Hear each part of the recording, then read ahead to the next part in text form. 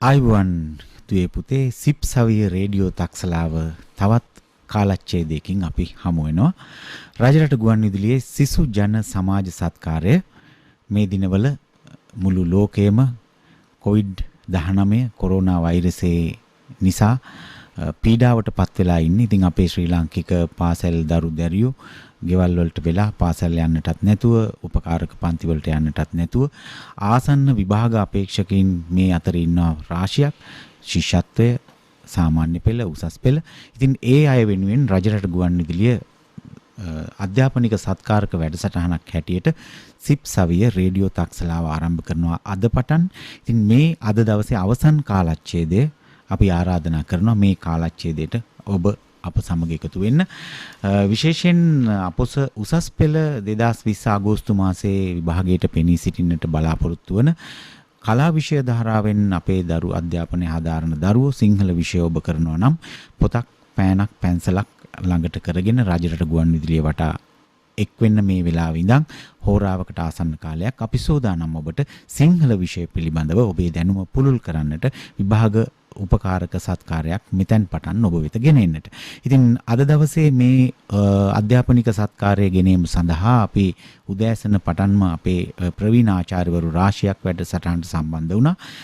මේ වෙලාවෙත් අපි රජරට ගුවන්විදුලි මැදිරියට ආරාධනා කරලා තිබෙනවා සිංහල විෂය පිළිබඳ ප්‍රවීණ ආචාර්යවරයෙකුට. දැනට පඬරැල්ලාව පණ්ඩුල මහාවිද්‍යාලයේ සිංහල විෂය භාර ආචාර්යවරයා හැටියට කටයුතු කරන, ඒ වගේම උත්තර පත්‍ර පරීක්ෂකවරයෙක් හැටියට සාමාන්‍ය පෙළ සහ උසස් පෙළ විෂය ගුරුවරුන්ගේ සම්පත්දායකයෙකු ලෙස කටයුතු කරන සිංහල විෂය පිළිබඳ ප්‍රවීණ දේශක සුගත් නයනානන්ද මහතා අද මැදිරියට ඇවිල්ලා ඉන්නවා. ආයුබෝවන් සුගත්. ආයුබෝවන්. දැන් අපි එහෙමනම් දරුවනේ එකතු වෙමු සිංහල විෂය පාඩමට මෙතෙන් පටන්. බොහොමත්ම ස්තුතියි දරුවනේ. ආයුබෝවන් කියලා හැමෝටම මම මේ අවස්ථාවේදී මේ වැඩේ ආරම්භ කරන්න ලෑස්ති.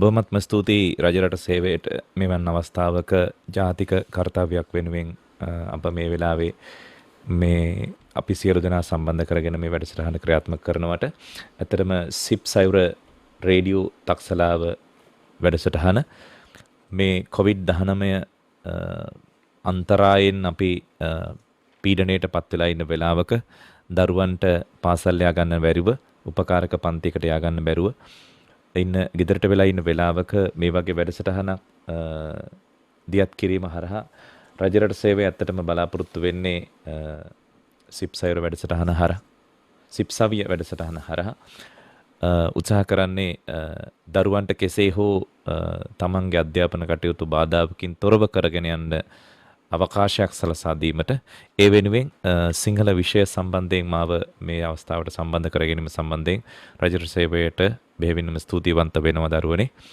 එහෙමනම් අපි මේ දවස්වල නිකරුණේ ගෙදරට වෙලා කාලය ගත කරනවා වෙනුවට ඒ කාලය අර්ථවත් යමක් සඳහා යොදා ගන්න අපි මේ අවකාශයේ ගුවන් කාලය භාවිතා කරමු. මම කැමති ඇත්තටම සිංහල විෂය උසස් පෙළ විභාගයට පෙනී සිටින 2020-2021 සියලුම දරුවන්ට ප්‍රයෝජනවත් වෙන විදිහේ සාකච්ඡාවක් අපට වෙන් වෙලා තියෙන මේ කාලච්ඡේදය තුල පාවිච්චි කරන්න. ඇත්තටම අපිට ශාස්ත්‍ර 7ක් තියෙනවා සිංහල විෂය සම්බන්ධයෙන්. සාහිත්‍ය ශාස්ත්‍ර 6ක්, ඒ වගේම ව්‍යාකරණ ශාස්ත්‍රය. මම කැමති අද දවසේ ඔබත් එක්ක සාකච්ඡා කරන්න සාහිත්‍ය ශාස්ත්‍රයේ එක ශාස්ත්‍රයක් අපිට තියෙනවා කෙටි කතා සංග්‍රහය. කෙටි කතා සංග්‍රහය සම්බන්ධයෙන් කතා කරනකොට දුවේ පුතේ ඔබ කෙටි කතා සංග්‍රහය පොත අතට ගත්තොත් හොඳයි. අපේ උසස් පෙළ සඳහා නිර්දිෂ්ට කෙටි කතා සංග්‍රහය. මේකේ අපිට කෙටි කතා 16ක් තිබෙනවා නිර්දිෂ්ට කෙටි කතා වශයෙන්. ඒ කෙටි කතා 16 පියවරෙන් පියවර අපිට ඉදිරියේදී හම්බෙන අවකාශයන් අනුව අපි සාකච්ඡා කරමු පුළුවන් විදිහට. මූලික වශයෙන් මම කැමති අද දවසේ කෙටි කතාව කියන සාහිත්‍යාංගය පිළිබඳව පුංචි කතා බහක් ඔබත් එක්ක යොමු කරලා මේ කෙටි කතාව ਵਿਚාරය කිරීම සම්බන්ධයෙන් කෙටි කතාවක් දිහා අපි බලන්නේ කොහොමද කියලා පොඩි මානයක් විවෘත කරගන්න විදිහේ ප්‍රවේශයකට යන්න. එහිදී ඔබ දන්නවා අපිට කෙටි කතාව සම්බන්ධයෙන් අපිට ප්‍රශ්න වර්ග දෙකක් පැමිණෙනවා. ඒ කියන්නේ කෙටි කතා විචාරය සම්බන්ධයෙන් අපිට ප්‍රශ්න වර්ග දෙකක් උසස් පෙළ විභාගයේදී උසස් පෙළ ප්‍රශ්න පත්‍රය සඳහා අපිට ලැබෙනවා. එකක් තමයි මේ ප්‍රශ්න සඳහා පිළිතුරු ලිවීමේදී අපිට ලකුණු 15ක් ලැබෙනවා. සාහිත්‍ය ප්‍රශ්න පත්‍රයේ කෙටි කතාව සඳහා අපිට වෙන් කරලා තියෙනවා. ඊට අමතරව අවස්ථා සම්බන්ධයේ කොටසක් තියෙනවා. අවස්ථා සම්බන්ධයේ කොටසට පිළිතුරු ලිවීම සඳහා ඔබ කෙටි කතාව වඩා හොඳින් කියවා තිබීම සහ ඒ කෙටි කතාවේ විවිධ ස්ථානයන් මතක තිබීම වැදගත් වෙනවා. ඉතින් අවස්ථා සම්බන්ධය කියන එක ගොඩාක් අසීරු දෙයක් නෙමෙයි කෙටි කතාව හොඳින් කියවලා තිබෙනවා නම්. නමුත් කෙටි කතාවක් ਵਿਚාරය කරන්න යනකොට කෙටි කතාවක් දිහා බලනකොට කෙටි කතාවක් ਵਿਚාරය කරන්න මානයක් විවෘත කරගන්නකොට පුංචි අධ්‍යයනය කිරීම ප්‍රවේශයන් කිහිපයක් අපි භාවිතා කරන්න ඕනේ. ඉතින් ඒ සඳහා අවකාශයක් නිර්මාණය කර දීම තමයි මම මේ අවස්ථාවේදී බලාපොරොත්තු වෙන්නේ ඔබ සියලු දෙනාත් සමගම. කෙටි කතාව පිළිබඳ නිර්වචනයන් පිළිබඳව කතා කිරීමේදී මට මතක් වෙනවා ආර්යවංශ රණවීරයන් කියනවා කෙටි කතාව කියන්නේ මොකක්ද කියලා කියනකොට දේශීය කෙටි කතා කලාවේ විචාර සම්ප්‍රදායේ ප්‍රවීණයෙක් විදිහට කෙටි කතාවත් කවියත් නිවුන් සොහොයුරන් වැන්න කළුවර රාත්‍රියක කෙටු විදුලියකින් නිමේෂයකින් මහා ප්‍රදේශයක් එලිපෙහෙලි කරන්නාක් මෙන් කෙටි කතාව තෝරාගත් සිද්ධි කිහිපයක් සහ අර්ථපූර්ණ බස්වහරක් තුළින් මහා ජීවන ප්‍රදේශයක් එළිය විහිදුවිය යුතුය. ගැඹුරු ජීවිත පරිඥානයක් සහ බස හැසිරවීමෙහි කවියෙකු සතු ශක්තියක් නැත්තෙකුට හොඳ කෙටි කතාකරුවෙකු විය නොහැක කියලා ආර්යවංශ රණවීරයන් මේ කෙටි කතාව පිළිබඳ නිර්වචනයන් ඉදිරිපත් කිරීමේදී අපිට කතා කරනවා. ඉතින් ඒ නිසා කවියයි කෙටි කතාවයි අතර තියෙන බොහොම සමීප සම්බන්ධයක්. මේ සම්බන්ධයෙන් මම හිතන්නේ ආර්යවංශ රණවීරයන් ඒ විදිහේ අදහසක් දක්වන්නට ඇත්තේ මේ කෙටි කතාව තුලම පවතිනා වූ මේ සංක්ෂිප්ත භාවය කියන සුවිශේෂී ගුණාංගය නිසා. අපි දන්නවා අපිට කියවන්න ලැබෙන කතා අතරින් තියෙනවා කෙටි කතා, නවකතා, කෙටි නවකතා කියන. කෙටි කතාවක් කියනකොට නවකතාවක් කියනකොට මේ දෙකම කතා වර්ග දෙකක් වුණාට මේවල චරිත හැසිරවීම, භාෂාව හැසිරවීම ආදී සුවිශේෂී වෙනස්කම් තියෙනවා. ඒ වගේම තමයි අපි දන්නවා කෙටි නවකතා කියලා ප්‍රභේදයක් තියෙනවා. දැන් විශේෂයෙන් ඔබ කියව තිබෙනවා නම් ගුරු ගීතය වගේ ප්‍රසිද්ධ නවකතාවක් ඒක අයිති වෙන්නේ කෙටි නවකතාවක් විදිහට. ප්‍රමාණාත්මක බවම නෙමෙයි මෙතනදී බලාපොරොත්තු වෙන්නේ. සාහිත්‍ය ප්‍රභේදකරණයේදී මේ ශිල්පීය පාර්ශවයේ යම් යම් වෙනස්කම් මේවා අතර තියෙන. ඉතින් මේ කෙටි කතාව පිළිබඳව අධ්‍යයනය කරද්දී මේ නිර්වචනයන් මේ කෙටි කතාව පිළිබඳව මේ තියෙන අදහස් අපි දැන සිටීම වැදගත් වෙනවා අතරම දුවේ පුතේ. ඉතින් මේ අපි පොඩි ප්‍රවේශයක් ගන්න මේ කෙටි කතාව දිහා බලන්න පොඩි ප්‍රවේශයක් කරන්න මම මතක් කරන්න ලෑස්ති මේ විදිහේ විවිධ දේශීය විදේශීය විචාරකයන් විවිධ අදහස් දැක්වුවන් මේ කෙටි කතාව පිළිබඳව දැකපු විදිහ සහ කෙටි කතාව ග්‍රහණය කරගන්න උත්සාහ කරපු විදිහ. එහිදී අපිට මතක් වෙනවා ප්‍රවීණ ඊටම සුප්‍රසිද්ධ රුසියානු ජාතික කෙටි කතා කරුවෙක් සහ විචාරකයෙක් ඇන්ඩන් චෙකෝව් මහතා සඳහන් කරනවා කෙටි කතාව යනු ජීවිතයෙන් පෙත්තක් කියලා. slice of life කියලා ඉංග්‍රීසියෙන් මේක හඳුන්වනවා. සමස්ත ජීවිතය විචාරය කරන්නේ සමස්ත ජීවිතය අල්ලාගන්නේ නවකතාවකින් නම් කෙටි කතාව තුළ තිබෙනවා ඒ ජීවිතයෙන් කිසියම් කොටසක් අංශු මාත්‍රයක් විවරණය කිරීමේ හැකියාව. ඉතින් මානව ජීවිතයේ යම් අන්තුරු පැතිකඩයන් දෙසට මානව ජීවිතයේ විවිධාකාර විසමාකාර ස්වභාවයන් දෙසට පුංචි ආලෝක ධාරාවක් නිකුත් කිරීමේ හැකියාවක් කෙටි කතාව කියන සාහිත්‍යාංගයට තිබෙනවා. ඉතින් ඔබ උසස් පෙළ හදාරන උසස් පෙළ සිංහල විෂය ඉගෙන ගන්නා දරුවන් විදිහට මේ කෙටි කතාව දෙස බලන විට කෙටි කතාවක් කියවන විට ඔබට ඒ කෙටි කතාව තුළින් කිසියම් ජීවිත පරිඥානයක් ලබා ගන්නට හැකි වෙනවනම් ඒ කෙටි කතාව තුළින් මානව සමාජයේ කිසියම් අවකාශයක් වෙත ඔබගේ මනස යොමු කරන්නට හැකියාව ලැබෙනවනම් අන්න ඒක තමයි පුතේ කෙටි කතාවක් ਵਿਚාරය කිරීම කියලා අපි හඳුන්වන්නේ. ඉතින් දයාසෙන ගුණසිංහ තමන්ගේ කේතුමති හෝටලේ රාත්‍රියක් කියන ග්‍රන්ථයේ කෙටි කතාව පිළිබඳ මෙන්න මෙහෙම නිර්වචනයක් ඉදිරිපත් කරනවා. කෙටි කතාව යනු කවරේදැයි එකම වැකියකින් පවසන ලෙස යමෙකු මට කිවහොත් කෙටි කතාව යනු ජීවිතයෙන් සමීප රූපයකයි මම කියන්නේ. නිර්වචනයක් වශයෙන් එම කියමන කිසිසේත්ම පරිපූර්ණ නොවන බවට විවාදයක් නැත. එහෙත් කෙටි කතාවේ සමස්ත ස්වභාවය පිළිබඳ ඉඟියක් ඒ තුල ගැබ් වී ඇතැයි මම සිතමි කියලා දයසන ගුණසිංහයන් ස්වකීය කේතුමති හෝටලේ රාත්‍රියක් කියන ග්‍රන්ථයේ ලියනවා කෙටි කතාව කියන්නේ මොකක්ද කියන එකට නිර්වචන සම්බන්ධයෙන්. ඉතින් එතකොට මේකේ අර රුසියානු ජාතික ඇන්ටන් චෙකෝව් කියපු කතාවට කිසියම් සමපාත වන ගුණාංගයක් ලක්ෂණයක් තියෙනවා. චෙකෝව් කියනකොට කෙටි කතාව යන ජීවිතෙන් පෙත්තක් කියලා. දයසෙන ගුණසිංහයන් කියනවා කෙටි කතාව යනු ජීවිතයෙන් සමීප රූපයක්. එහෙම නැත්නම් ක්ලෝස් අප් එකක් කියලා අපි ඉංග්‍රීසියෙන් කියනවා මේ විදිහට. ඉතින් මේ වගේ දෙස් විදෙස් විචාරකයන්ගේ මේ සාම්ප්‍රදායික නිර්වචන තමයි මේවා. එහෙත් ඒවා තුළ කිසියම් ආකාරයකට මේ නූතන කෙටි කතාව සහ ඓතිහාසික වශයෙන් මේ කෙටි කතාවේ වර්ධනීය අවස්ථාවන් අපිට තේරුම් ගන්න අවකාශයක් නිර්මාණය වෙනවා කියලයි මං හිතන්නේ. ඒ වගේම තවත් මේ කෙටි කතාව සම්බන්ධයෙන් කියනකොට භාෂාව භාවිතය සම්බන්ධයෙන් අපි දන්නා කාරණයක් තමයි කෙටි කතාවක් නවකතාවක තරම් නිදහසක් නැහැ ලේඛකයෙකුට කෙටි කතාවක් ලිවීමේදී.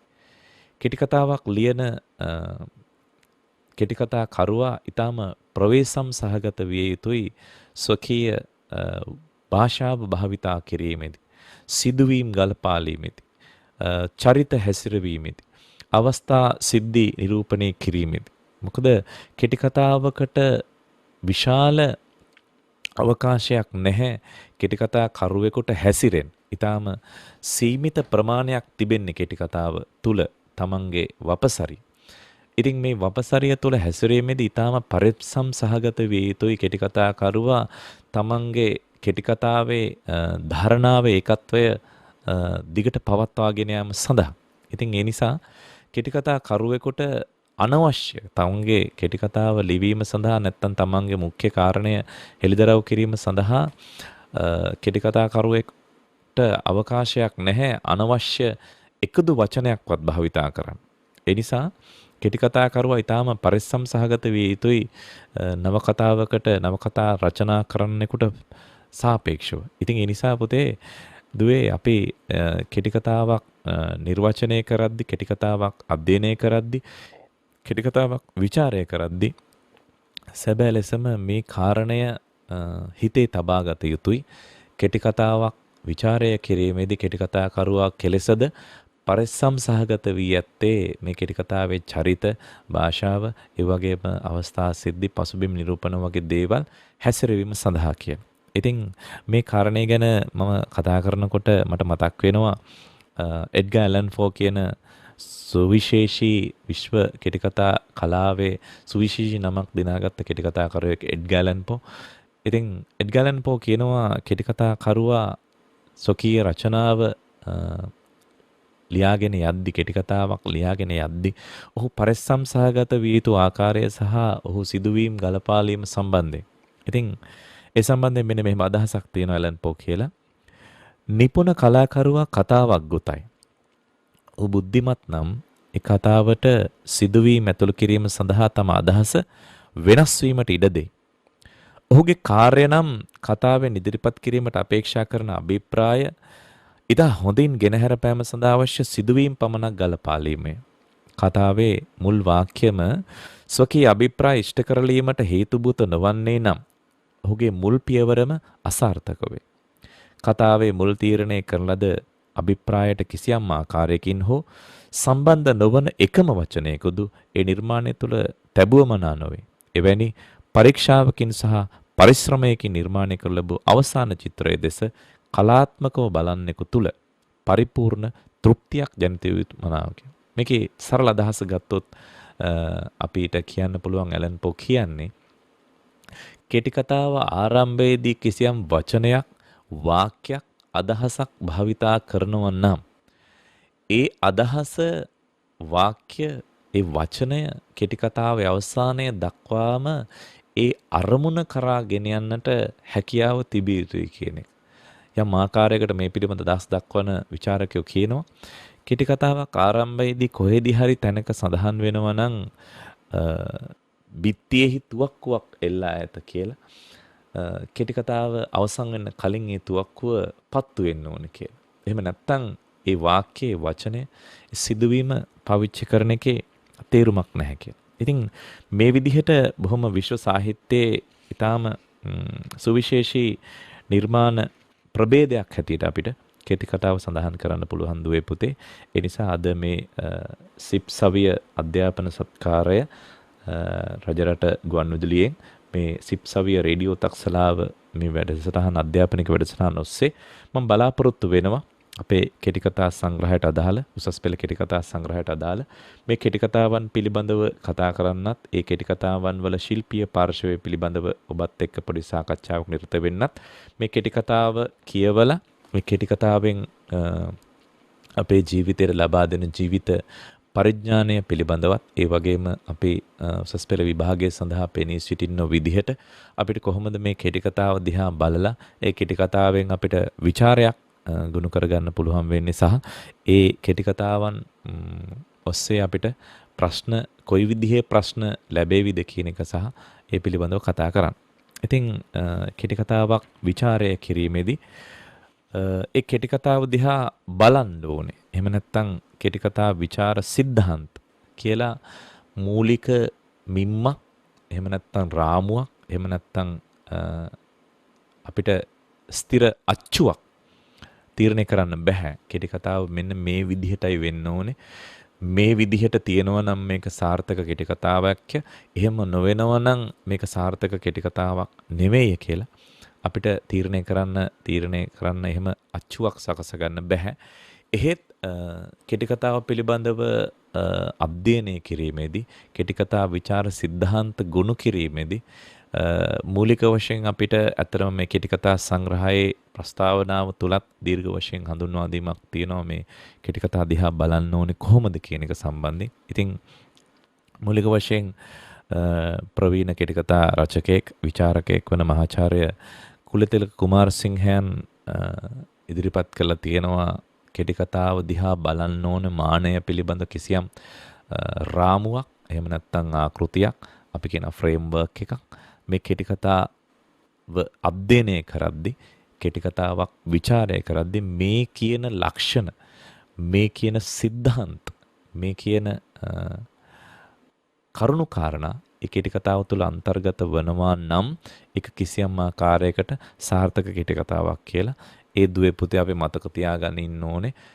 වර්තමානයේ මේ අපි ඉන්නේ පශ්චාත් නූතන අවධියේ කෙටි කතා කලාව තුළ කිසියම් නිර්මාණාත්මක අත්හදා බැලීම් සහ විචාරාත්මක අත්හදා බැලීම් සිද්ධ වෙන සමයක බොහෝ සාහිත්‍යකරුවෝ සාම්ප්‍රදායික සීමා වලින් ඔබට ගිහිල්ලා සාම්ප්‍රදායික විචාර සිද්ධාන්තයන් අතික්‍රමණය කරමින් තමන්ටම අනන්‍ය කලා මාධ්‍යයන් වල නිරත වෙමින් ඒ හරහා මානව ජීවිතය විශ්ලේෂණය කරන්නට මානව ජීවිතයේ දෙස නවමානයන් විවෘත කරගන්නට බලාපොරොත්තු වෙන කාලවකවානුවක අපි ජීවත් වෙන්නේ.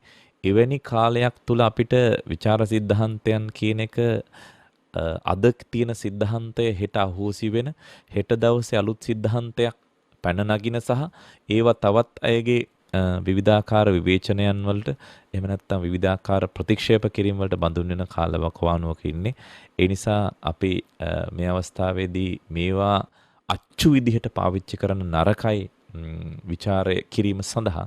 නමුත් අපි උසස් පෙළ ඉගෙන ගන්න දරුවෝ විදිහට කෙටි කතා කලාව පිළිබඳ මූලික අවධානය යොමු කරන දරුවෝ විදිහට කිසියම් ආකාරයකට මේවා දැනගෙන සිටිය යුතුයි මූලික වශයෙන්. ඒ නිසායි මම මේ කාරණා කියන්නේ. ඉතින් කුලතිලක කුමාරසිංහයන් කෙටි කතාව පිළිබඳ විචාරය කිරීමේදී මූලික වශයෙන් කාරණා 10ක් මතු කරලා දෙනවා. කෙටි කතාවක් දිහා බලන්න අපිට. පළවෙනි කාරණේ තමයි කතා ප්‍රවෘත්තිය. ස්ටෝරි කියලා කියන්නේ. දෙක කතා වින්‍යාසය. මම මේ කාරණා දෙක ගැන මුලින් කතා කරන්නම්. කෙටි කතාවක් සාමාන්‍යයෙන් ඕනෑම කතාවක අපි සංවේදී වෙන කොටසක් තමයි මේ කෙටි කතාව තුළ තියෙන ස්ටෝරි එක නැත්තම් කතන්දරය කියන එක. හැබැයි හුදෙක් කතා රසය පමණක් නොවේයි කෙටි කතාවක මූලිකම කාරණේ බවට පත් වෙන්නේ. ඒ තුලින් මානව ජීවිතයේ කවර අවකාශයන් විශ්ලේෂණය කරනවද කියන එක. ඉතින් කතා ප්‍රවෘත්තියක තියෙන්න ඕනේ ප්‍රධානම කාරණේ තමයි ප්‍රධානම ලක්ෂණ දෙකක් තියෙනවා. එකක් තමයි විශ්වසනීයත්වය, අනිත් එක අපූර්වත්වය කියන එක. ඇත්තටම අපි දන්නවා සමහර කතා තිබෙනවා ඒවා මේ මහ පොළොව තුල සිද්ධ වෙන එහෙම නැත්නම් මානව සමාජය තුල සිදුවන සිදුවීම්ද නැද්ද කියන එක සම්බන්ධයෙන් අපිට සැකයක් පහළ වෙනවා. එවැනි කතා තුල නැත්තේ විශ්වසනීයත්වය කියන්නේ.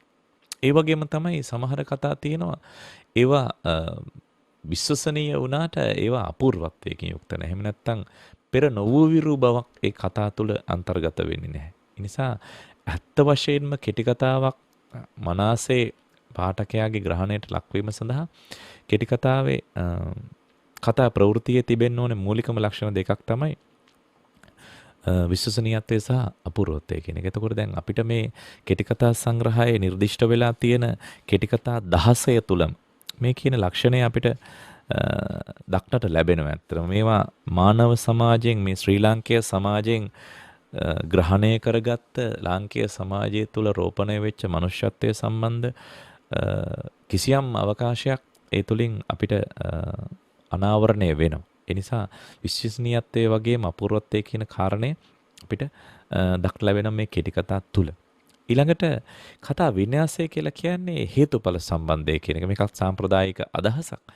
ඒ කියන්නේ කිසියම් සිදුවීම පිටිපස්සේ තියෙන හේතුව. එහෙම නැත්නම් ඇයි එහෙම වෙන්නේ කියන කාරණා. දැන් අපි කෙටි කතාවක් සම්බන්ධයෙන් පමණක් නොමේ ඕනෑම සාහිත්‍ය කෘතියක් සම්බන්ධයෙන් අපි අහන්න ඕන කාරණේ තමයි ඇයි එහෙම වෙන්නේ කියලා.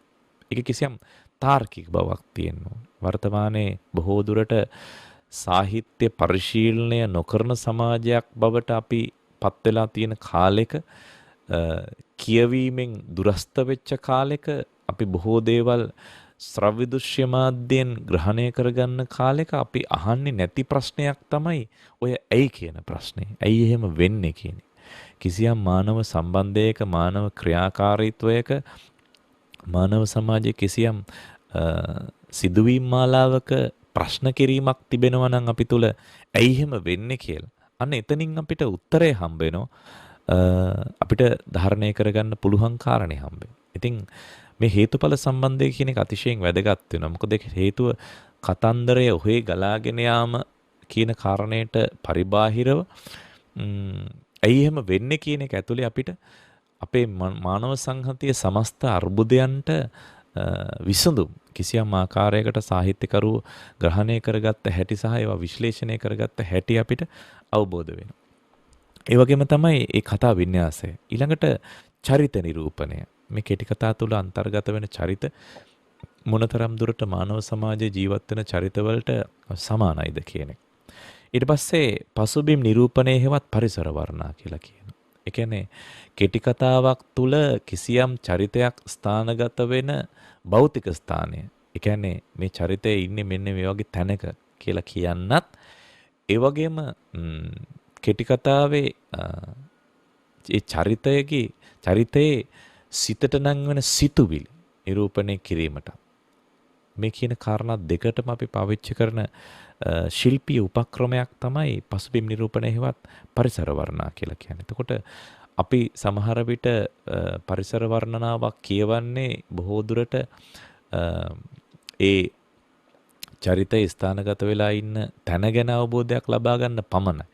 නමුත් කිසියම් ආකාරයකට අපිට පුළුවන් වෙනවා ඒ චරිතය සිතේ පිළිබිඹුව නැත්තම් චරිතයේ සිතේ තියෙන කාරණා ටිකත් ඒ පරිසරයේ තියෙන කාරණා ඇසුරෙන් අපිට සංකේතවත් කරන්නේ. ඒ වගේ ශිල්පීය ක්‍රම තියෙනවා පුතේ පරිසර වර්ණනාවල. ඉතින් මම මේ කෙටි කතා සම්බන්ධයෙන් කතා කරනකොට ඉදිරියේදී බලාපොරොත්තු වෙනවා මේව සඳහා උදාහරණ ඔබට මතු කරලා දෙන්න මේ කෙටි කතා සංග්‍රහයම තියෙන යම් තැන් හරහා. ඊට පස්සේ යථාර්ථ නිරූපණය. යථාර්ථය ග්‍රහණය කරගත යුතුයි. සමාජයේ සැබෑ ස්වභාවය නිරූපණය කළ යුතුයි. ඒ වගේම තමයි සංකේත නිරූපණය. වචන ගණනාවකින් ඡේද ගණනාවකින් පරිච්ඡේද ගණනාවකින් කියන්න පුළුවන් බොහෝ දේවල් කෙටි කතා කරුවෙකුට හැකියාව ලැබෙනවා සංකේත නිරූපණය හරහා නිරූපණය කරන්න. එනිසා කෙටි කතාවක තිබෙන සංකේත මොනවද කියන එකත් ඒ සංකේත වලින් පිළිබිඹුවන්නේ මොන වගේ කාරණාද කියන එකත් අනාවරණය කිරීමට අපි විචාරකයෝ විදිහට දැනුවත් වෙලා තිබෙන්න ඕනේ පුතේ කෙටි කතාවක් විචාරය කරත්. ඊළඟට දෘෂ්ටි කෝණය. ඒ කියන්නේ මේ කෙටි කතාව ඉදිරිපත් කරන්නේ කාගේ දෘෂ්ටියෙන්ද කියන එක. දැන් අපි කියනවා සරලවම ගත්තොත් එහෙම කෙටි කතාවක් ප්‍රධාන චරිතයේ විසින් මේ කෙටි කතාව ඉදිරිපත් කරනවා නම් කෙටි කතාවේ කතාව කියන්නේ කවුද කියන එක. ප්‍රධාන චරිතයම ඉදිරිපත් කරනවා නම් අපි කියනවා උත්තම පුරුෂ දෘෂ්ටි කෝණය කියන. ඒ වගේම වෙනත් කෙනෙක් මැදිහත් වෙලා කෙටි කතාව ඉදිරිපත් කරනවා නම් ඒකට අපි කියනවා ප්‍රථම පුරුෂ දෘෂ්ටි කෝණය කියලා. ඒ වගේම නාට්‍යමය දෘෂ්ටි කෝණය, බහුවාත්ම භාෂණ දෘෂ්ටි කෝණය වගේ මේ වගේ කෙටි කතාවක දෘෂ්ටි කෝණය කියන එක වැදගත් වෙනවා මේ කෙටි කතාවේ සාර්ථකත්වය සඳහා.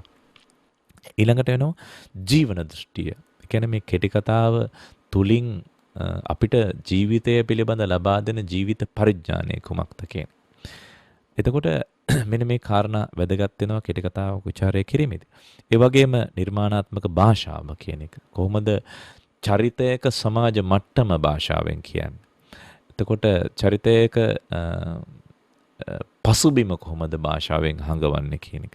මෙන්න මේ කාරණා වැදගත් වෙනවා භාෂාව සම්බන්ධයෙන්. ඊළඟට 10 වෙනි කාරණය විදිහට කුලතිලක කුමාරසිංහයන් සඳහන් කරන්නේ ඒකාබද්ධතාවය කියන එක. ඒ කියන්නේ ඉහත කියන කාරණා 9ම මනසේ ගලපලා කෙටි කතාවක් තුළ අන්තර්ගත වෙනවා නම් ඒක සාර්ථක කෙටි කතාවක් කියන එක. මේ කාරණා 10 පිළිබඳව මම දැනුවත් කරේ දුවේ පුතේ. ඇත්තටම මේ කෙටි කතාවක් දිහා බලනකොට සුවිශේෂී ලක්ෂණ පිළිබඳ අවධානය යොමු කරනකොට මේ කාරණා ටික අපි දැනගෙන ඉන්න ඕනේ. මම ආපහු පාරක් ඒ කාරණා 10 මතක් කරන්නම් ඔබට. කතා ප්‍රවෘත්තිය, කතා වින්‍යාසය, චරිත නිරූපණය, පසුබිම් නිරූපණය හේවත් පරිසර වර්ණන, යථාර්ථ නිරූපණය, සංකේත නිරූපණය, දෘෂ්ටි කෝණය, ජීවන දෘෂ්ටිය, නිර්මාණාත්මක භාෂාව සහ ඒකාබද්ධතාවය කියන කාරණේ. එතකොට ඔය කාරණා 10 කෙටි කතාවක් තුල අන්තර්ගත වෙනවාද කියන කාරණේ මත අපි කෙටි කතාවක සාර්ථක අසාර්ථක භාවය තීරණය කරන්න කිසියම් ආකාරයකට පුළුවන් වෙනවා. ඊළඟට මම කැමති අද දවසේ මේ සිප් සයුර රේඩියෝ තක්සලාව රජරට ගුවන්විදුලියේ සිසු ජන සමාජ සත්කාරය COVID-19 වෛරසට බිය වෙලා නිවාස අදස්සියේ පසුවන මේ ශ්‍රී ලාංකේය දූ දරුවන් වෙනුවෙන් අතරම අපි සෝබා දහමට හිස නමමින් සෝබා දහමත් එක්ක ගැටෙන්න උත්සාහ කරපු මිනිස්සු මේ වෙලාවේ සෝබා දහමට බය මේ වෛරසයට බය තමන්ගේ ගෙවල් වලට කොටු වෙලා ඉතාමත් අවාසනාවන්ත විදිහට ජීවත් වෙන කාලෙක අපිට මේ අධ්‍යාපන කටයුතු කියන දේවල් අපිට නවත්ත ගන්න බෑ. මේවා මේ කාලේ නිකරුණේ ගෙවන්න බෑ. ඉතින් ඒ නිසා ඒ කටයුත්ත සඳහා තමන්ට හැකි දායකත්වය සපයන්නට ගුවන්විදුලියක් විදිහට ජාතික කාර්යතාවයක් ඉටු කරන ගුවන්විදුලියක් විදිහට රජරට ගුවන්විදුලිය මේ අවස්ථාවේදී සූදානම් වෙලෙහි පාලකතුමා ඇතුළු කාර්ය මණ්ඩලයේ සියලු දෙනෙක් එකතු වෙලා මේ කරන සිප් සවිය රේඩියෝ තක්සලාවේ අද දවසේ සිංහල විෂය සඳහා ඔබ සම්බන්ධ වෙන්නේ. ඉතින් ඇත්තටම ස්තුතිවන්ත වෙන්න ඕනේ රජරට ගුවන්විදුලියට මේ බහුජන සමාජ සත්කාරය වෙනුවෙන් උරදෙනවට මේ නිෂ්පාදකතුමා ඇතුළු සියලුම කාර්ය මණ්ඩලයට සියලු දෙනාටම. ඉතින් දුවේ පුතේ ඉහත මම සඳහන් කරේ පළවෙනි අර්ධයේදී මේ කෙටි කතාව විචාරය කරද්දී කෙටි කතාව සම්බන්ධයෙන් අධ්‍යයනය යොමු කරද්දී අපි මොන වගේ කාරණා සම්බන්ධයෙන්ද අවධානය යොමු කළ යුත්තේ කියන එක සම්බන්ධයෙන් ඔබේ කෙටි කතා සංග්‍රහයේ කෙටි කතා 16 අතුරේ මම අද දවසේ තෝරගත්ත සුවිශේෂී කෙටි කතාවක්. මේක ඇත්තටම මම පෞද්ගලිකව රුචිකත්වයක් දක්වන කෙටි කතාවක් එක පැත්තකින්.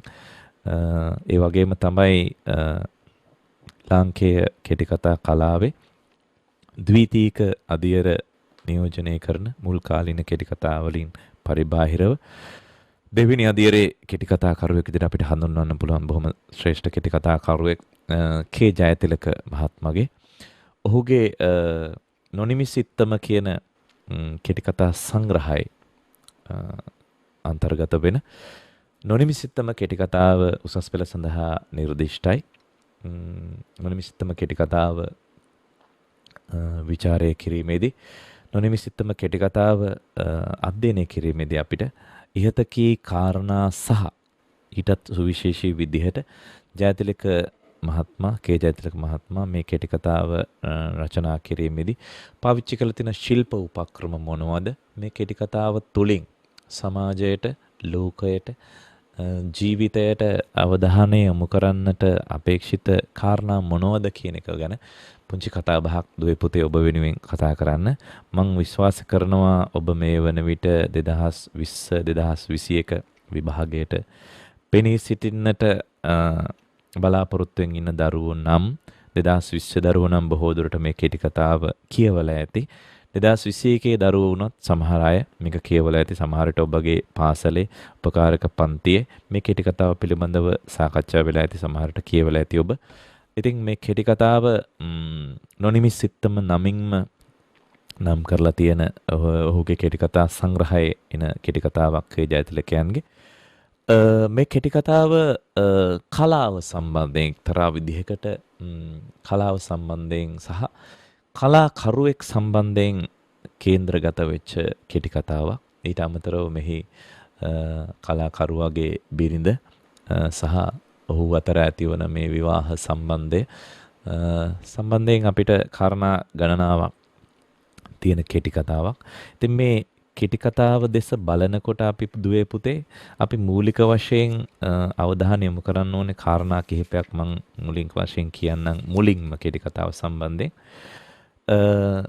කලාකරුවෙකුගේ ජීවිතයේ ස්වභාවය ප්‍රශ්නයක් විදිහට ගත්තොත් මේ කෙටි කතාවේ කලාකරුවෙකුගේ ජීවිතයේ ස්වභාවය, කලාකරුවෙකුගේ සිතුවිලි වල ස්වභාවය කොහොමද මේ කෙටි කතාවෙන් නොනිමිසිත්තම කෙටි කතාවෙන් පිළිබිඹු වෙන්නේ කියන එක ඔබට ප්‍රශ්නයක් විදිහට අහන්න පුළුවන්.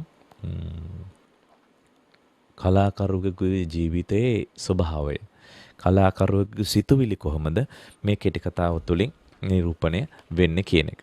ඒ වගේම තමයි මේ කෙටි කතාවේ ප්‍රධාන චරිත දෙක අසංග කියන චිත්‍ර ශිල්පියා සහ ඔහුගේ බිරිඳ වෙන මාලිනී. එයාත් චිත්‍ර ශිල්පිනියක්.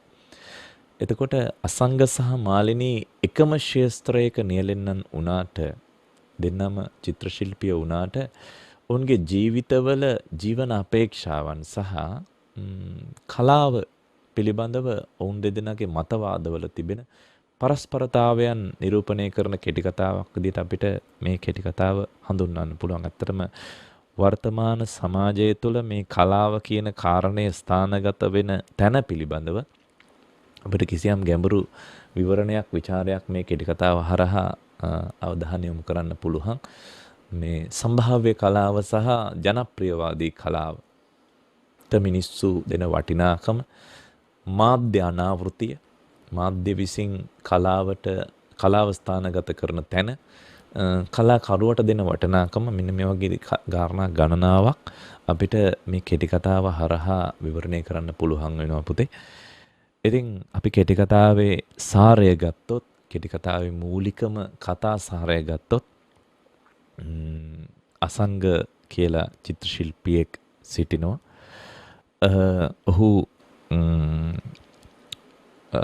චිත්‍ර පන්තියක් පවත්වගෙන යනවා ඔහුගේ ජීවිතේ තරුණ අවදියේදී. ඉතින් ඔහුට චිත්‍ර පන්තියේදී හම්බ වෙනවා ඔහුගේ චිත්‍ර පන්තියේ බොහොම දක්ෂ සිසුවියක්. ඒ තමයි මාලිනී. ඔහු මාලිනී සමග ප්‍රේමයෙන් වෙලෙනවා. අවසානයේ ඔහු මාලිනීව විවාහ කරගන්නවා. ඔහු චිත්‍රයක් අඳින්න පටන් ගන්නවා. ඔහුගේ චිත්‍ර ශාලාවේ මේ පන්තිය පැවැත්වෙන කාලවකවානුවේ ඉඳන්. ඉතින් ඒ ඇත්තටම අඳින්නේ මාලිනීව.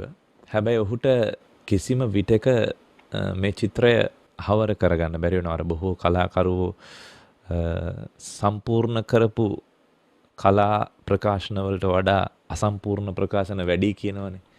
ඉතින් ඒ වගේ තමයි නිර්මාණකරුවෝ නිර්මාණයක් පටන් ගත්තට ඒ පටන් ගැනීමට තිබෙන උනන්දුව සහ අවකාශයම නිර්මාණ ඉවර කරන්න සමහර විට නැහැ. ඉතින් මේක තමයි කලාකරුවෝගේ ඇත්තම ස්වභාවය. ඒ කියන්නේ බොහෝ කලාකරුවෝ ඔවුන්ගේ මරණය කරා යද්දි සමහර විට මිය යන අවස්ථාවේදී පවා ඉවර කරපු වැඩවලට වඩා පටන් ගත්ත වැඩ වැඩි. ඒක තමයි කලාකරුවන්ගේ ස්වභාවය. ඉතින් මේක බොහොම ලස්සනට කේ ජයතිලක තමන්ගේ නොනිමිසිත්තම කෙටි කතාව හරහා විවරණය කරලා තිබෙනවා. ඉතින් ඒ චිත්‍රය අඳින්න පටන් ගන්නවා. ස්වකීය පෙම්වතිය අඳින්න පටන් ගන්නවා. හැබැයි ඔහු විවාහ කරගන්නවා. විවාහ කරගත්තට පෙම්වතිය ඔහුට බැරි වෙනවා චිත්‍රය සම්පූර්ණ කරන්න. පස්සේ කාලයක දෙදෙනාම චිත්‍රශිල්පිනියෝ විදිහට කටයුතු කරද්දී අවසානයේ ඔවුන් රැකියාවක් සොයා යනවා. පුවත්පතක චිත්‍රශිල්පීන් බඳවා ගැනීමේ සම්මුඛ පරීක්ෂණයකට සහභාගී වෙනවා. ඉතින් ජනප්‍රියවාදී කලාව නියෝජනය කරන කෙනෙක් තමයි මාලිනී කියලා කියන්නේ. ඒ කියන්නේ අසංගගේ බිරිඳ. අසංග ඇත්තටම එහෙම කෙනෙක් නෙමෙයි. ඒ කියන්නේ මුදලට කලාව පාවා දෙන කෙනෙක් නෙමෙයි අසංග. අසංග සම්භාව්‍ය කලාව නිර්මාණාත්මක භාවිතාව ප්‍රගුණ කරන සහ නිර්මාණශීලී චිත්‍ර ශිල්පය පිළිබඳව බොහොම සංවේදනයක් තියෙන කෙනෙක් අසංග. ඉතින් මේ චිත්‍ර ශිල්පීන් තෝරා ගැනීමේ සම්මුඛ පරීක්ෂණයේදී ඇත්තටම පුවත්පතේ රැකියාව ලැබෙන්නේ මාලිනීට. සාපේක්ෂව දක්ෂ චිත්‍ර ශිල්පියෙක් වෙච්ච අසංගට වඩා ජනප්‍රියවාදී භාවිතාව යන මාලිනීට තමයි හම්බ වෙන්නේ රැකියාව. ඉතින් අවසානයේදී අසංගයෙන් කිසියම් කලකිරීමකටපත් වෙනවා. අසංග තමන්ගේ චිත්‍ර කලාව පිළිබඳවත් තමන් නියැලෙන ක්ෂේත්‍රය පිළිබඳවත් කිසියම් ආකාරයකට කලකිරීමකටපත් වෙලා ඔහු සම්පූර්ණයෙන්ම තමන්ගේ කලාවට තමන් කැමති දෙයට තමන්ගේ රුචිකත්වයට හාත්පසින්ම වෙනස් වෘත්තියක් තෝරගන්නවා පසු කාලීනව. ඉතින් මේක තමයි ඇත්තටම සැබෑ කලාකරුවාගේ ඉරණම විදිහට අපි මෙතන දකින්නේ. ඒ කියන්නේ ඔහු චිත්‍ර කලාවට හෝ උගි කලාවට කිසිසේත්ම සම්බන්ධයක් නැති කරවල වෙලෙන්දෙක් බවට පත් වෙනවා. එතකොට චිත්‍ර ශිල්පියෙක්, සම්භාව්‍ය චිත්‍ර ශිල්පියෙක්, චිත්‍ර ගුරුවරයෙක් කරවල වෙලෙන්දෙක් බවට පත්වීම සහ ඒ කරවල වෙළඳාම සාර්ථක වීම. චිත්‍ර ශිල්පියෙක් කරවල වෙලෙන්දෙක් බවට පත්වීම දුවේ පුතේ, ඒ වගේ මේ කරවල වෙළඳාම සාර්ථක වීම කියන සංකේතය, ඒ සංකේතාත්මක භාෂා භාවිතාව කොයි ආකාරයේද කියන එක තමයි මේ කෙටි කතාව තුළින් අපිට අවධානය යොමු වෙන්නේ. ඉතින් අසංග තමන්ගේ චිත්‍රය අවසානයේදී කල්පනා කරනවා තමන්ගේ චිත්‍රය ප්‍රදර්ශනයට තියෙනවා අවසානයේදී. මේ ප්‍රදර්ශනයෙන් ජයග්‍රහණය ලබන්නේ තමන්ගේ බිරිඳට විශාල ජයග්‍රහණයක් ලැබෙනවා චිත්‍ර තරංගේ.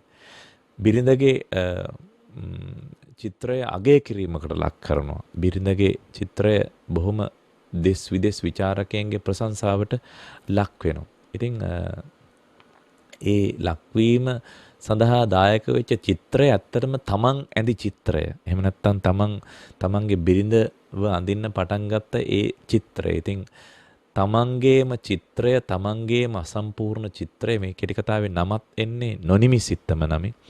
තමන්ගේම චිත්‍රය අවසානයේදී සම්මානයට පාත්‍ර වීම කියන කාරණේ මේකේ ඊටාම උත්ප්‍රාසයෙන් යුක්තව කෙටි කතාව අවසානයේදී විවරණය වෙනවා. මෙන්න මේ විදිහට ශාස්ත්‍ර ගණනාවක් ඔස්සේ පුතේ අපිට නොනිමිසිත්තම කෙටි කතාව විවරණය කරන්න පුළුවන්. ඒ වගේම තමයි අසංග සහ මාලිනී අතර විවාහය කිසියම් ආකාරයක දෙදරා යාමකට ලක් වෙනවා. අසංගගේ ජීවිතයට තෙවැනි පාර්ශවයක්, එහෙම නැත්නම් අසංග සහ මාලිනී අතරට තෙවැනි පාර්ශවයක් පැමිණෙනවා. ඇත්තටම ඇය තමයි ශීලා. ශීලා කියන්නේ ඇත්තටම අසංගගේ ප්‍රේමය බවට පත් වෙනවා. අසංග කරවල කඩේට යන්නේ ඇත්තටම ශීලා මුණ ගැසීමේ අපේක්ෂාවෙන්. ඉතින් ඒ ශීලා කෙනෙක් නැත්තම් දෙවැනි පාර්ශවයක් අසංග සහ මාලිනී විවාහය අතරට පැමිණීමම වර්තමාන සමාජය තුළ තිබෙන මේ විවාහය කියන කාරණය සම්බන්ධයෙන් එහෙම නැත්තම් විවාහ සම්බන්ධතා ඇතුලේ කැකෑරෙන අර්බුද වටහා ගැනීම පිණිස කිසියම් සංඥාවක් නිකුත් කරනවා අපිට. මොකද ඒකට හේතුව අසංග සහ ශීලා දෙදෙනා අසංග සහ මාලිනී දෙදෙනා එකම ශාස්ත්‍රයක නියැලෙන්නන් චිත්‍ර ශිල්පීන්. හැබැයි ඊට කිසිසේත්ම සම්බන්ධයක් නැති ශීලා වගේ කෙනෙක් ඔහුගේ ජීවිතයේ කොටසක් බවට පත්වීම මොනතරම් ඛේදවාචකයක්ද කියන එක සහ මේ කෙටි කතාව තුළ නිරූපණය වන ආකාරයට ඒ ශීලාට ජීවත් වීමට අසංගගේ සිත තුළ අවකාශයක් නිර්මාණය වීම එක්තරා විදිහකට අද කාලේ මානව සමාජය තුළ පවතින කිසියම් අර්බුදකාරී තත්වයන් එහෙම නැත්නම් කිසියම් විවාහ ජීවිතය තුළ පවත්නා ඛේදවාචකයන් නිරූපණය කරන්නට සමත් වෙනවා. ඇත්තටම කේ ජයතිලක මේ කෙටි කතාව ඔස්සේ. ඉතින් අපිට කලාකරුවෙකුගේ ජීවිතයේ අසම්තෘප්තිය කියන එක. ඒ කියන්නේ මෙන්න මේ විදිහට කෙටි කතාව තුලම සඳහන් වෙනවා. සෑම කලාකරුවෙකු තුලම තම වෘත්තියට ඇති බලවත් ලැබිකම තුල සංගවී පවත්නා සියුම් කලකිරීම අසංග තුලද පැවතින. මෙය උග්‍ර අවස්ථාවකට ගෙන ගිය සිදුවීමක්ද විය. අසංගට ගෙයක් දොරක් තිබූ නමුත් ආදායම් මාර්ගයක් නොතිබින. ඔහු වියහිදම් පිරිමසා ගත්තේ පන්තියෙන් ලැබුණු සුළු ආදායමෙන්. විවාහයෙන් පසු මේ මාර්ගයේ වැසී ගිය අතර වියදම තව තවත් පුළුල්ව ගලා ගියේ. ඒ නිසා අවුරුද්දක් ගත වන විට කෙසේ හෝ මේ දෙක එකිනෙකට ප්‍රතිඋදාර්ථ හැරවිය යුතුය. මේ අතර පුවත්පතකට චිත්‍රශිල්පීන් අවශ්‍ය බව කියවන දැන්වීමක් ඔවුන්ට දක්න ලැබෙන.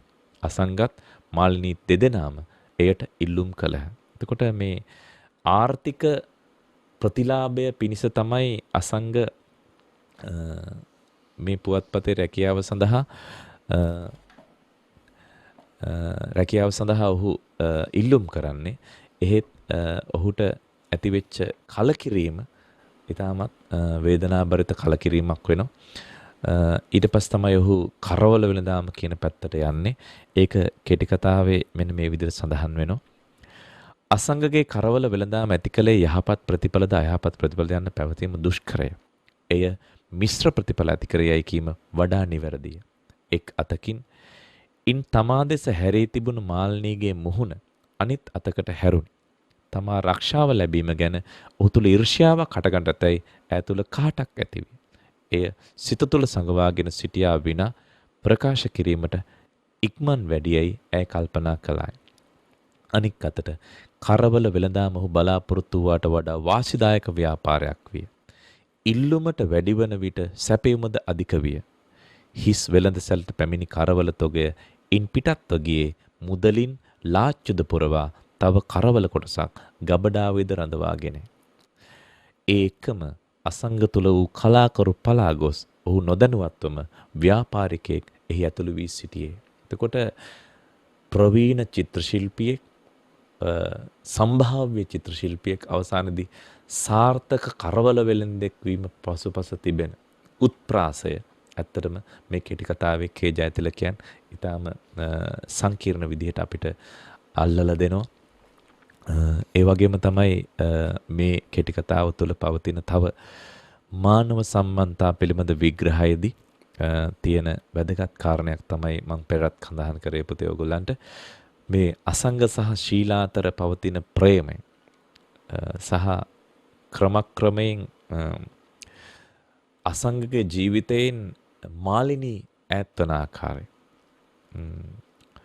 මාලිනී ලා රත්පැහැර ලා රෝස දල්ලක් මෙන් හිටියයි කියලා කියන්නේ. හැබැයි ඇය මාධ්‍ය ශාස්ත්‍රයට අවතීර්ණ වුණාට පස්සේ ඇය වෙනත් ස්ත්‍රියක් බවට පත් වෙනවා. ඇය ශීඝ්‍රයෙන් නිලය, ධනය, බලය, සමාජ සම්බන්ධතා පසුපස හඹා යන ස්ත්‍රියක් බවට පත් වෙනවා. ඉතින් මේක තමයි බොහෝ දුරට අපිට මේ සංකීර්ණ ධනේශ්වර සමාජ ක්‍රමය ඇතුලේ බොහෝ අයට සිද්ධ වෙන ඛේද වාචකය. ඉතින් මාළනී ඒ ඛේද වාචකයේ ගොදුරක් බවට පත් වෙනවා. මාළනී චිත්‍ර ශිල්පිනියක් විදිහට පත්තරයට සම්බන්ධ වුණාට ඒ බොහෝ සම්බන්ධතා නඩත්තු කරන එහෙම නැත්නම් සමාජ අනන්‍යතා නඩත්තු කරන තැනැත්තියක් බවට පත් වෙනවා. ඉතින් දුවේ පුතේ අපි වුණත් කල්පනා කරන්න ඕනේ ජීවිතේ මේ අපිට ලැබෙන පුංචි අවකාශයන් පුංචි ඉඩවල් පරිණත භාවයට පත් වෙනකොට ඇත්තටම ප්‍රවීණ අදහසක් ප්‍රකාශයට පත් කරනවා විචාරකයෙක් එක්තරා අවස්ථාවකදී මේ පරිණත වීම යනු බොහෝ විශාල දේවල් පිළිබඳව කතා කිරීම නෙමෙයි පුංචි දේවල් පිළිබඳව සංවේදී වෙන එක කියලා. ඉතින් සමාජ අනන්‍යතාව ඔස්සේ හඹා යන මිනිස්සු අවසානයේදී ඒ වයින් වෙහෙසටපත් වීම සහ සියලු සමාජ සම්බන්ධතා කඩා වැටීම සහ මානව සම්බන්ධතා විශේෂයෙන් තමන්ගේ පවුල ඒකකයේ කඩා වැටීම කියන එක ඛේද වාචකයක් බවට පත් වෙනවා. ඉතින් මාළනී සිද්ධ වෙන්නේ අන්න ඒ දේ. කෙටි කතාවේ මේ විදිහට සඳහන් වෙනවා පුතේ අවසාන වශයෙන් රත්පැහැ ලා රෝස දල්ලක් මෙන් මෑ සිටියේ මොනතරම් මුදු මොලොක් ගතියකින්ද කෙමෙන් කටු මෝරා රොස්පරොස් වී ගී කී දවසකට චාම්බව අතහැර සංකර ජීවිතයකට ඈබ්බැහිවන්ට වූයේ කොතරම් ඉක්මනටද ඇමතිවරුන්ගේ മന്ത്രിවරුන්ගේ නිලධාරීන්ගේ උත්සවවලට ආරාධනා ලැබින ඇගේ මුළු වැටුපම වියදම් වූයේ මේවාට ඇඳුම් පැළඳුම් හා සුවඳ විලවුන් ගැනීමටය. ඇය අසංගද මේවාට කැඳ වූ නමුත් ඔහු චාමයට ඇඳගෙන ඒවට සහභාගී වුණාට කැමති වූයේ නැත. අසංග දවසක් දෙකක් සූට් බූට් ඇඳගෙන ටයි බයි දාගෙන මේවාට ගිය නමුත් තවදුරටත් එසේ යෑමට මැලි විය. මේ නිසා නොඑක් විට ඈ ගියේ තනිවමය.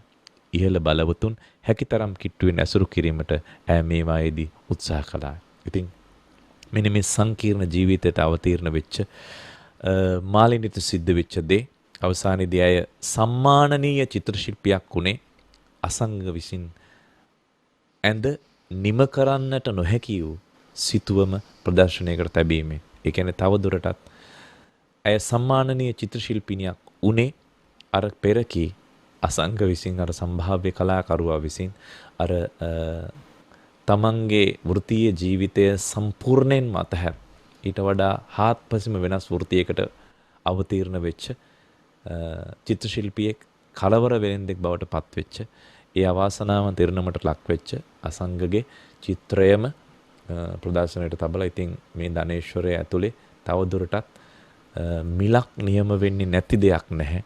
හැම දෙයකම මිලක් තියෙන කාලෙක හැමදේම මුදල් වලින් තක්සේරු කරන කාලෙක දුවේ පුතේ අපි කලාව කියන කාරණෙත් මේ විදිහට ලංසු දෙවීමක් සිද්ධ වෙනවා. ඉතින් ඒ ඛේද වාචකය කලාවට අත් වෙන අවසනාවන්ත ඉරණම පිළිබඳව ඊටම ගැඹුරින් කතා කරන කෙටි කතාවක් ලෙස අපිට නොනිමිසිතම කෙටි කතාව හඳුන්වා දිය හැකි.